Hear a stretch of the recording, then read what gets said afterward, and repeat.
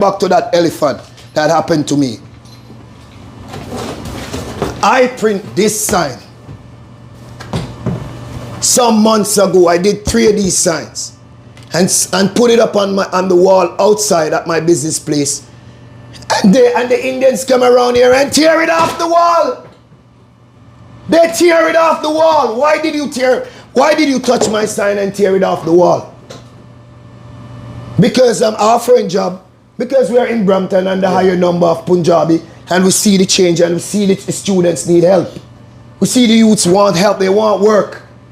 So I offer a job to Punjabi barbers and hairstylists, and they tore it off the wall. I go to my landlord, I say to my landlord, why did they tear it off the wall? He said, oh, it's just some stupid kids. So I said, okay, fine.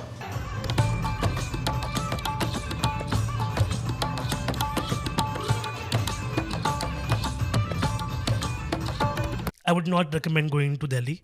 Okay. Scratch that off. Because Delhi is also a great cultural vibe, but the people sometimes are very, and especially because you're black, I'm going to tell you there are racists over there who are very much in your face. Like, I'm not even going to lie. There's my black friend from America had come down. He was from Brooklyn and he was visiting Mumbai and he's queer. So he was like, what are the queer hotspots? So I took him to like a bar and everything. And this is in the most uppity part of Mumbai, right? Where all the influential and affluent people come and drink. So we're having a smoke in the balcony, and there's a song in India, and pardon my words, but in India, nigahe means eyes. Yeah. Yeah, like the eyesight. Okay. So the song has the word nigaho mein. So he was saying that verbatim on purpose because there was a black guy and they could say the N word without saying the N word because of the Indian word. Oh, they try to do that. My blood was just like curdling, not even boiling. It was just like, I'm like, bro, like, and the girl next to him was like, she was pinching him like, shut the don't do this. You know, so that also happens, you know. But white people really need to stop treating brown people so badly. They see colorism to the fullest. But I grew up, it's like, hey, Monica, stay out of the sun. You're gonna get too dark. When you get married, when they start talking about so-and-so's daughter, so-and-so's son, too dark. Can't marry them, even in the Indian community. I've met Indians in my career who are much darker than you. me. Darker than you. Who are much darker than you. me. Oh, but they get the backlash too. They would never want us to marry their sons. So this video is gonna rub some people the wrong way, but as usual, all you know, I don't care. I will say what I have to say, and it's that. What is up with the competition going on in Trinidad and Guyana since the beginning of time in how Indian somebody could be, right? Especially with the older heads whose skin more light, feel like the Bollywood actress. Them, it's almost like it's a sin to acknowledge that you have Afro roots, right? It's a sin for somebody darker to go ahead and mention that they're Indian. You're not Indian. You're not pure Indian. What that's supposed to mean? Before I get into the video, let me say this to you. No one on this planet can create you. Don't allow anyone to devalue you. And don't allow yourself to feel inferior because of the color of your skin. To understand why some people will dislike you because of the color of your skin, we need to look inside the culture, the psychology, and the religion of that society. Therefore, let me give credit to all the persons video who have compiled in this video. However, I encourage each and every one of you who have watched this video and have become enlightened, please share it to almost everyone you know so we can inspire more and we can remove the ignorance that has plagued many of us for decades. Let's ride into the video. Was there a point of time in your life when you thought that I need to bleach my skin or whiten my skin? Yeah, I thought many times. No, Indians were not supposed to be fairer. India receives more than 250 sunny days. So vitamin D is directly absorbed by skin, hence more melanin content, hence the darker skin. There was time when I was a teenage girl, I could see people girls who were fairer than me, you know, they were treated in a different way.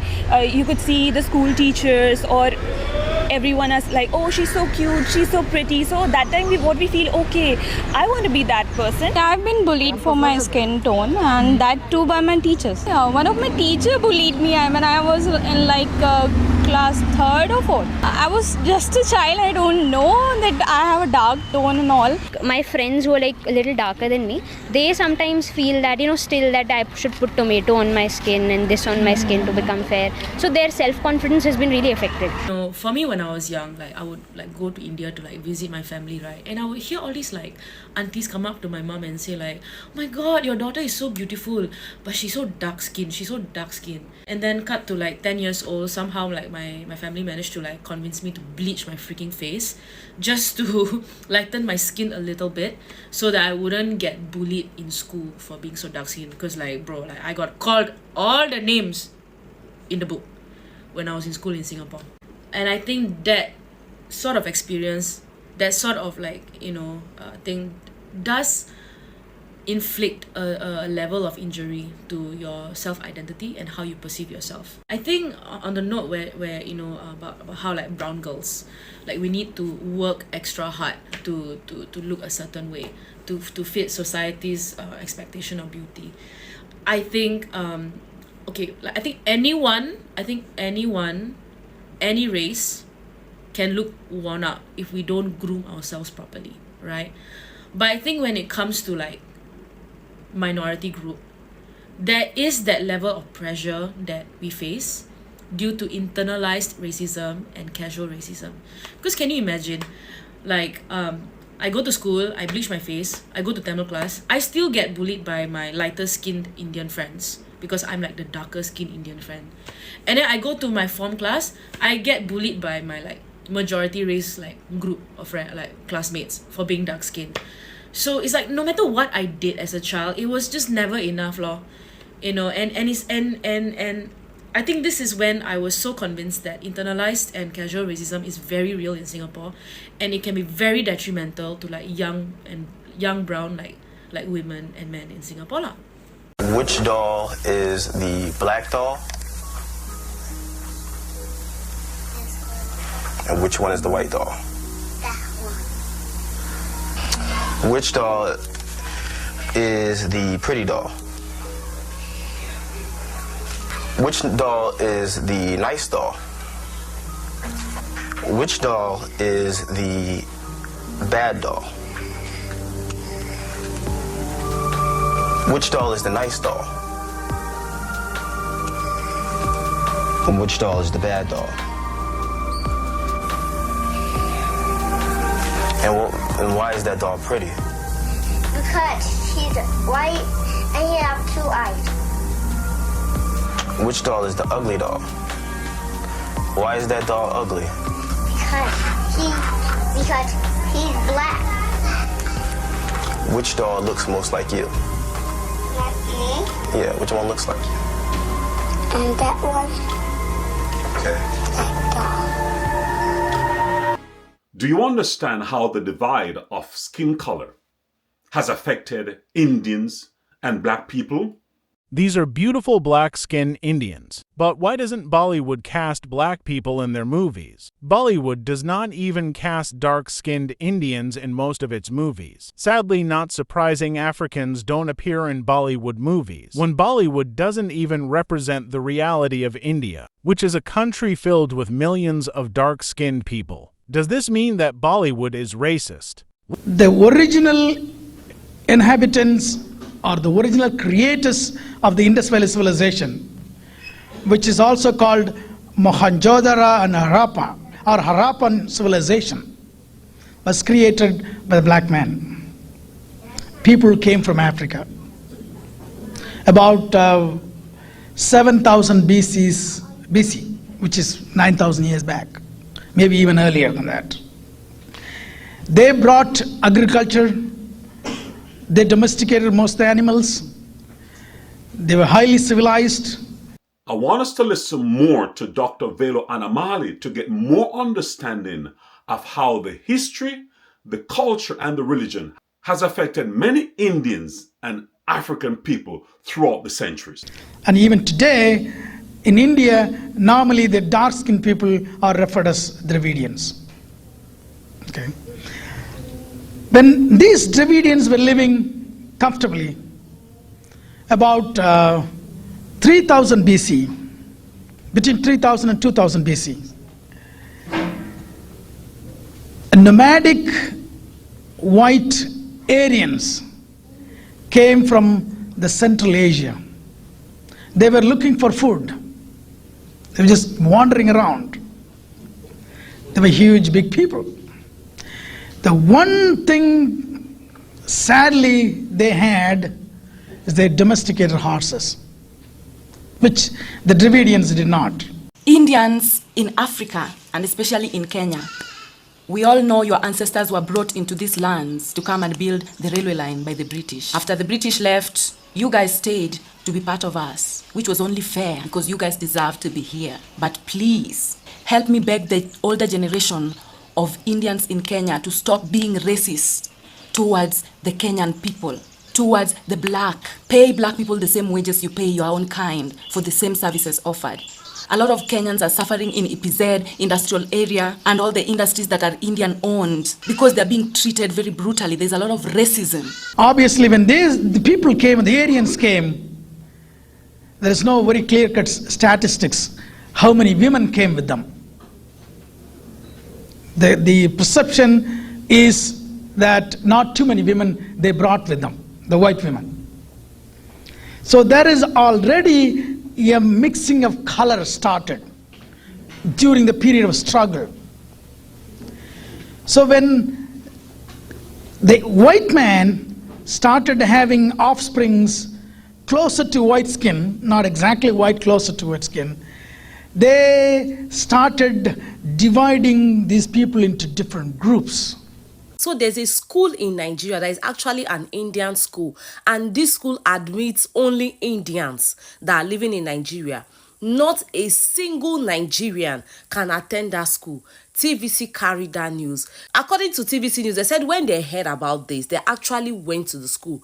Two reporters went to the school pretending to be parents who wanted to admit their child in the school. On reaching there, they were welcomed, they entered the school, and the next thing they were told is that they do not admit Nigerians in their school. Mind you, this school is in Nigeria, that they offer all subjects in the school, including English and math, but Hindu is actually a compulsory subject in that school. As long as you're a student in that school, you must offer the language Hindu. That is Indian language. Even after they left, they were trying to make video of the school, like the vicinity and all. There were restrictions that did not allow them. They had to go about 100 miles and then use the drone to be able to record that school because of the restrictions. So this reporter said that they didn't really believe it, so they had to stick around the school until closing hour. And then when the school closed, take a look at this. Only Indian children and parents were coming out of the school gate. Not one single Nigerian came out of... I don't get... In your own country, may one Nigerian man now go open school for US or UK or Canada. Come talk say for that school, now only Nigerian people go to Guam. US people no go to school. Like, there are some things we take in this country that to some extent they think, say this thing normal? Is it okay? Are we all right? Hey, I want to help me. They say the school is in Lagos. This particular school is in Lagos State. Guys, what do you think about this? The highest being the purest white. The second group, little darker.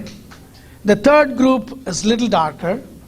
And then they assigned positions or jobs or trades according to the color. The purest color had the best job. The second color, the lowest color, had the second level job. And the third level color had the third level job, and the fourth one is the darkest color. Okay. The purest guy, the white man, they called themselves Brahmins. Brahmins, the word Brahmin comes from the word Brahma. Brahma is the creator of the religion that they later on invented. When they came in, they did not have a religion. Our ancestors had nature worship. That is what they did.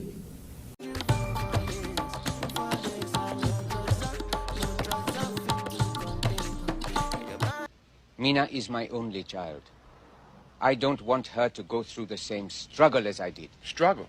Look, I'm a black man born and raised in Mississippi. Ain't a damn thing you can tell me about struggle. What do you know about my... No, I know. I know you and your folks can come down here from God knows where and be about as black as the ace of spades, and as soon as you get here, you start acting white and treating us like we your doormats. I know that you and your daughter ain't but a few shades from this right here. That I know.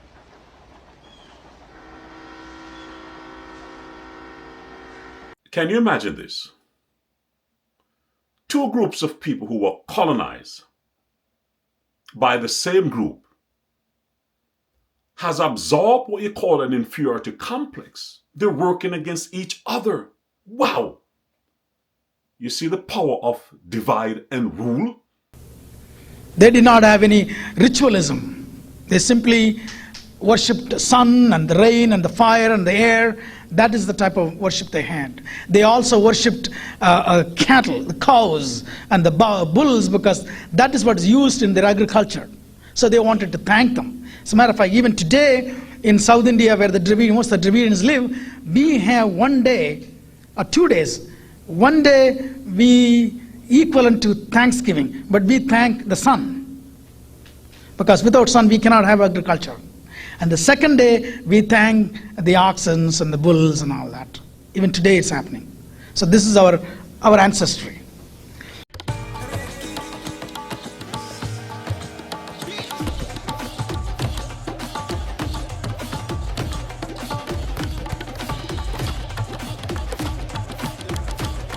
But these guys, they created their own gods. Brahma is the creator. So the pure white Aryans, they call themselves Brahmins. Brahmins, I guess it's also meaning the wise man. That is according to them, obviously not according to me. Okay? So their duty or their exclusive profession is priesthood and teaching. They are the only one can read and write. And they are the only one can obviously be the priest. That means be close to the God, and essentially they call themselves the God. On earth, they are the God. The second lighter skin guy got the job of a trader, trading and accounting and taking care of the business. And the third guy, the third darker guy, is a warrior. And the big guys, they picked all these guys, okay, you're going to protect us. This is the people came from their offsprings. But the indigenous people, we were fighting with them all the time. This country looks and feels like India, from the buildings to the food and even the people, despite these two places being thousands of kilometers apart. So is this the second India? Let me tell you. This is East African Uganda, and this country has a huge Indian community, but it wasn't always like this. You see, a long time ago, this country was controlled by the British, and one time they wanted to build a railway that could link this country to the eastern coast of Africa, but they couldn't do it without manpower. So they brought in experts from British India who built the railway. And once the project was done, many decided to stay. Some became permanent residents, citizens, and others businessmen. And they lived here for generations. Until one day, Idi Amin, who was the president back then, decided to expel everyone out of the country. And decades later, everyone was called back. The community was back stronger than before, bringing back a little bit of India to Africa. What I saw here proved to me that even though our languages are different, even though our cultures still differ from each other, from the perspective of humanity, we as humans, we are all the same. The fourth one is called the Shudras. They're in fact the slaves of the three upper castes. So the first three castes are called the upper caste. And the fourth one is the Shudra, or a slave. But that doesn't end the story there. The people who fought with these Aryans but could not withstand and ran off into the jungles are called the tribals. And even today you can see tribals in India. If you go and look at them, you wouldn't distinguish them from any other African in Africa. Every features, the curly hair, the big lips, and everything. Dark color, dark skin. In between, the guys did not run away, the guys did not surrender, but kept fighting all the time. Ultimately, the Aryans took these people as slaves, but they're so furious because these people did not surrender like the Shudras, and they said, okay, you guys, we're going to punish you, and we're going to call you as untouchables. Because we can't touch you, because if we touch you, we'll pollute ourselves. And we're going to designate the kind of jobs which are called polluting jobs. Cleaning the street, cleaning the bathrooms, carrying the dead animals, and everything which goes along is called polluting or filthy. And then we're going to make you to live away from this town, away from the villages, segregated. These are called the outcast or untouchables. This is initially started as a kind of a class system. And I want to make sure we clearly understand the difference between class and caste. There is a big difference. A lot of people do not understand, or if you talk to a lot of Indians walking around here, either they do not understand or they purposely lie to you. Okay? They do. There is a valley and a hill difference between the word caste and class.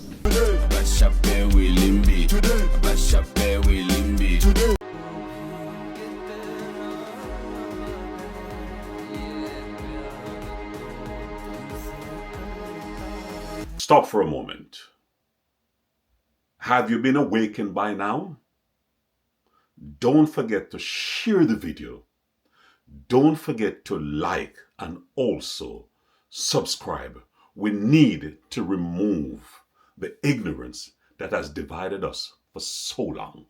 So this started as a class system, but then the Aryans are worried about their purity of their race. They wanted to make sure that they have no more intermingling between these castes, so the Brahmins can control them better. They wanted to keep those people within the 2 walls or the 4 walls. How can we do that? We need to make sure there is no crossbreeding.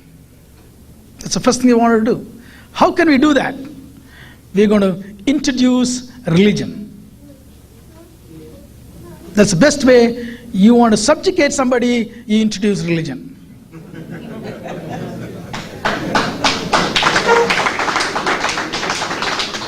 And these Aryans were so smart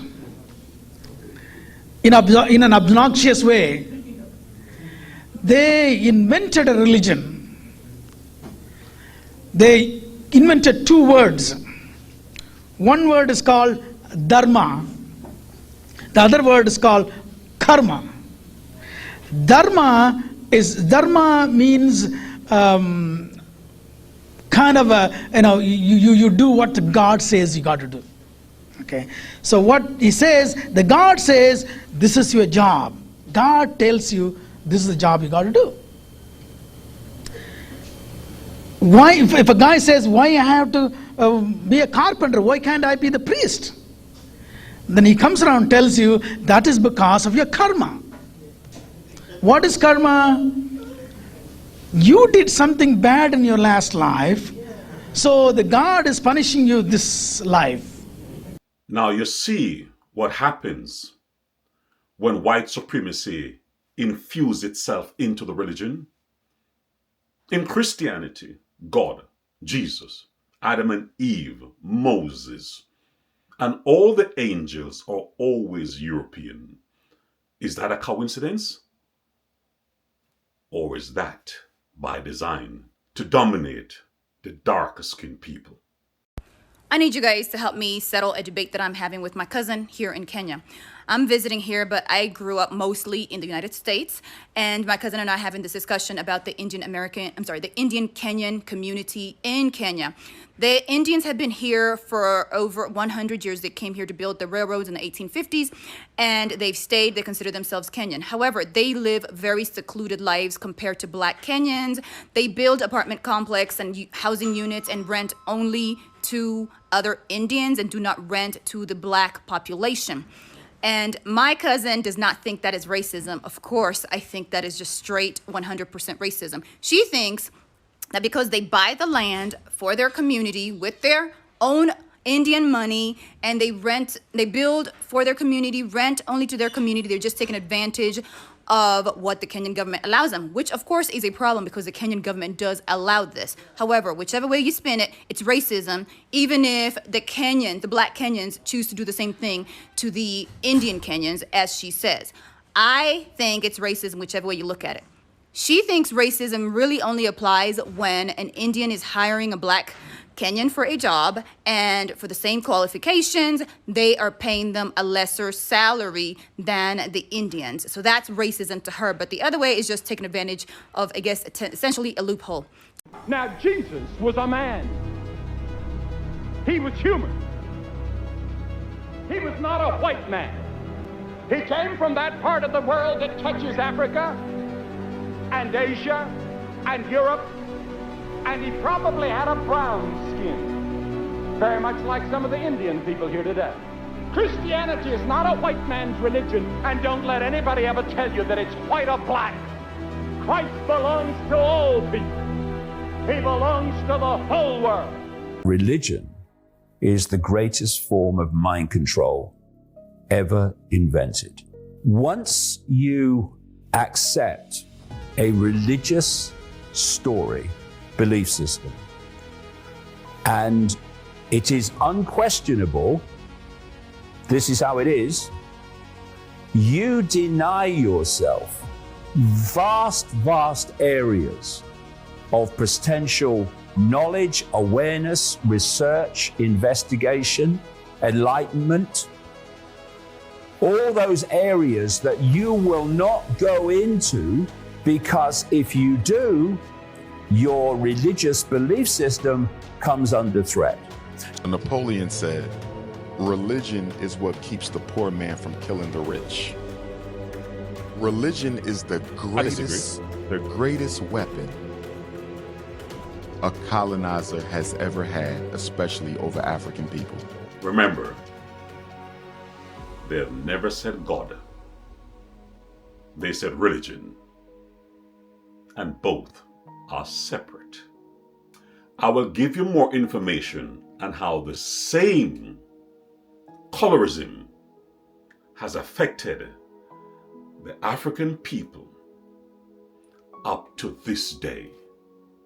As Edmund Burke says, those who don't understand the past are condemned to repeating it. Thank you for watching. Stay tuned for part 2. Sun is shining.